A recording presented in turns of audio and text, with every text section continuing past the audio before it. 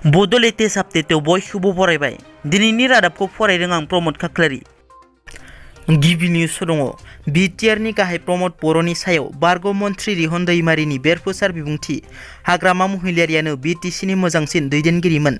जाथिनि थाखाय समाजनि थाखाय हाग्रामा महिलारिया बिटिसिनि चिफ जानाय समाव जिबायदि दैदेनदोंमोन, बिटिसि ओनसोलाव जिबायदि जौगानाय लाबोदोंमोन, बिटिसि ओनसोलाव गुबुन गुबुन जाथि धोरोमनि गेजेराव जिबायदि खौसेथि लाबोदोंमोन, नाथाय प्रमद बर'नि दैदेननायाव बिटिसि सरकारा जिबायदि सोलिदों बेखौ रायजो राजाफ्रा नुगासिनो।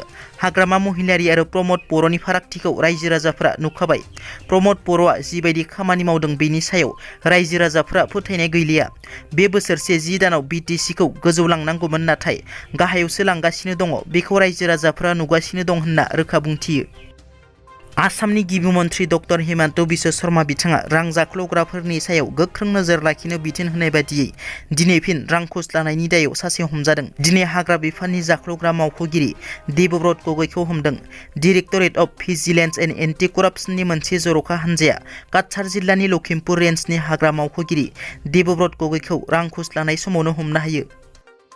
बारग' एनडिपिफोरनि केस विथड्र जायैनि सायाव बिटिआरनि गाहाय प्रमद बर'नि बिबुंथि।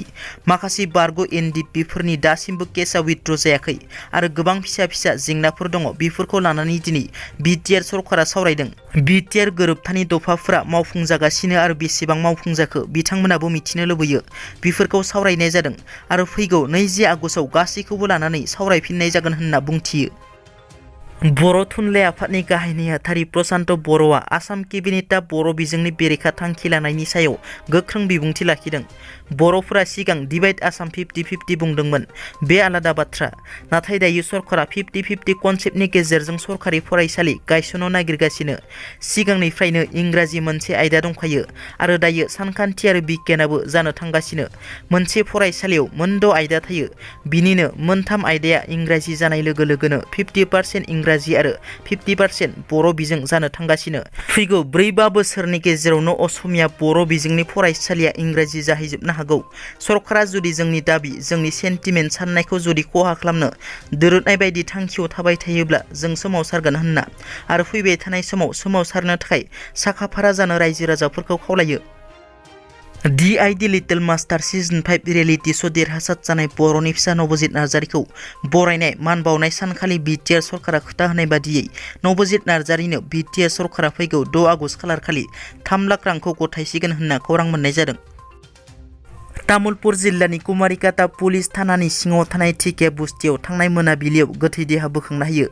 मिथिनो मोननाय बादिब्ला कुमारिकाटा टिके बस्ति फरेस्ट रिजार्भनि गेजेरजों बोहैलांनाय फार रुगुङाव मोनाबिलि 5 रिंगासो समाव सासे सुबुंनि गोथै सह नुनायलाय ओनसोलनि सुबुंफोरा पुलिसनो खौरां हरो। उनाव पुलिसा जाथायथिलियाव नुजाथिफैना गोथै देहाखौ बोखाङो। उनाव गोथै सह बोखांनो हानाय सुबुंखौ बुरियांगारकाटा गामिनि सिलब्रास लाक्रा होनना सिनायथिनाय जादों। मिथिनो मोननाय बादिब्ला सिलब्रासआ सानजौफु समाव ना हमनो न'निफ्राय ओंखारबोदोंमोन, नाथाय हरखाब बिथांनि गोथै देहाखौ बोखांनो हायो। सिलब्रासनि देहायाव मुरगि बेराम दंमोन होनना ओनसोलनि सुबुंफोरा फोरमायदों। दिनैनि रादाबा एसेनोसै। नोंथांमोना जुदि आंनि चेनेलखौ दासिमबो साबस्क्राइब खालामाखै, अन्नानै साबस्क्राइब खालाम। गोजोन्थों।